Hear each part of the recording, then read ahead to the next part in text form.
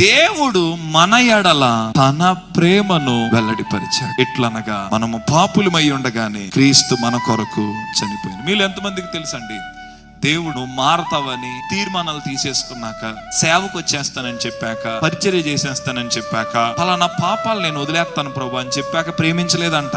నీవు ఏమీ చెయ్యక ముందే ఆయన తన ప్రేమను నీ పట్ల వెల్లడిపరిచాడు. నిజంగా దేవుని ప్రేమలో ఎంతో కొంత ఈత కొడుతున్న వాళ్ళకి నా మాట అర్థం. అసలు ఇప్పటి వరకు దేవుని ప్రేమను గ్రహించలేని వాళ్ళకైతే బహుశా ఈ మాట కష్టం, అర్థం అవ్వకపోయి ఉండొచ్చు. మరలా చెప్తున్నా, నీవు దేవునిలో మారకుండా, తీర్మానం తీసుకోకుండా, ఇప్పుడు ఉదాహరణకి సిగరెట్ వదిలిన తర్వాత దేవుడు నిన్ను ప్రేమించలేదంట, నువ్వు అందులో ఉన్నప్పుడే ఆయన నిన్ను ప్రేమించాడంట. ఇది నీకు అర్థం అవ్వాలరా నాయన. వ్యభిచారం మానేస్తే దేవుడు నిన్ను ప్రేమించలేదంట, వ్యభిచారం కోపంలో ఉన్నప్పుడు కూడా ఆయన నిన్ను ప్రేమించాడంట. నువ్వు దొంగతనాలు మానేశాక దేవుడు నిన్ను ప్రేమించలేదంట, నీవు అందులో కూరుకుపోయినప్పుడు కూడా ఆయన నిన్ను ప్రేమించాడు. నేను అసలు ఏ తప్పు చేయను ప్రభా, I love you my son అని చెప్పలేదంట, నీవు చీకటిలో ఉన్నప్పుడు కూడా ఆయన నిన్ను ప్రేమించాడు. ఇలాంటి ప్రేమ మనకి ఎక్కడైనా దొరుకుద్దా? దేవుడు తన ప్రేమను వర్ణించడానికి బైబిల్ గ్రంథంలో స్టోరీ చెప్పాడు. మీకు మెంటలెక్కిపోద్ది స్టోరీ చెప్తే.